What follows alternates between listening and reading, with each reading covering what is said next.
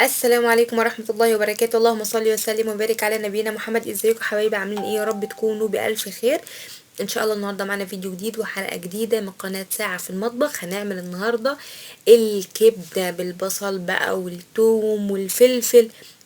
انا بصراحة مش هقدر احكي لكم واوصف لكم جمالها وحلاوتها. الطبق بيتكلم عن نفسه، مقاديرها سهلة وبسيطة زي ما عودناكم بنعودكم.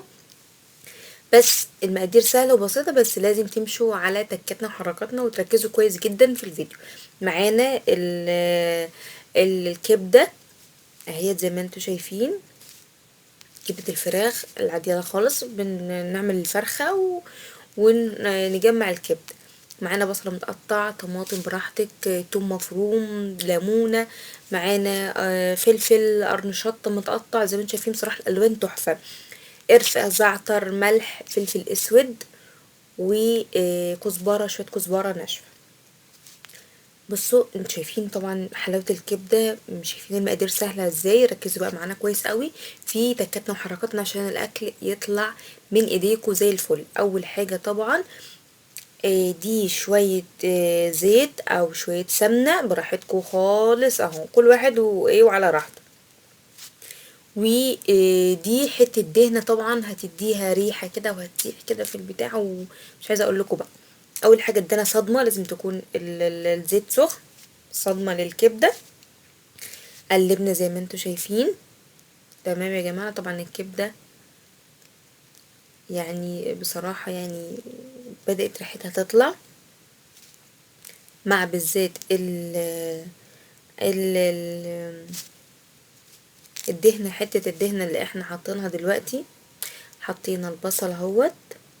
جماعة محدش يحط البصل الاول، عايز يحطه براحتكم، بس احنا بنديكوا الاحسن طريقة تطلع لكم الكبدة طعمها وريحتها حلوة، ما يكونش فيها ريحة زفارة، ما يكونش طعمها مش حلو، ما تكونش مرارة، ما تكونش اي حاجة.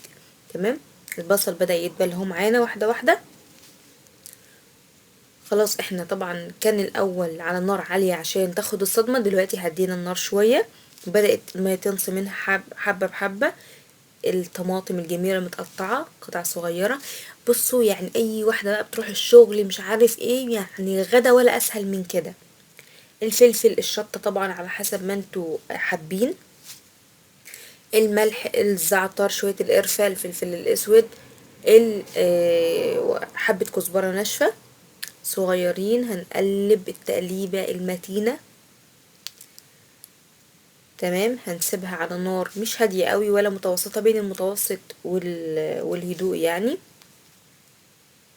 هتاخد وتدي مع نفسها مع حتة الدهنة اللي فيها. مش عايزة اقول لكم الطعم خرافة وحكاية، ومش عايزة اقول لكم ما شاء الله. شايفين اهوت، مفيش اسهل ولا احلى من كده. خلاص هي كده استوت. هنشيل خلاص حتة الدهنة، خلاص ممكن نستعملها في حاجة تانية. تمام. ما شاء الله مش عايزة اوصف لكم طعمها وريحتها عاملة ازاي. بجد يا جماعة انا مش هوصف لكم، انتوا لازم تجربوها بنفسكم وتحكموا وتقولوا لي في التعليقات. ادي الليمونة، ادي الليمونة في الاخر عشان يبقى فيها شوية مزازة كده، ما حطيناهاش في الاول. هنقلبها تقلبتين بساط ونروح شايلينها من على النار ونقدمها طبق جميل حلو في عزوماتنا، شيك انيق. هيطلع من ايدك زي الفل، بس تمشي على تكاتنا وحركاتنا. ما تنسوش تعملوا لنا لايك وشير وسبسكرايب عشان يوصلكوا كل جديد، وتضغطوا على الجرس. شفتوا ما شاء الله الطبق بيتكلم عن نفسه. انا هسيبكم مع الحلاوة والطعامة دي مع الطبق، وهستنى تعليقاتكم الجميلة. مع السلامة.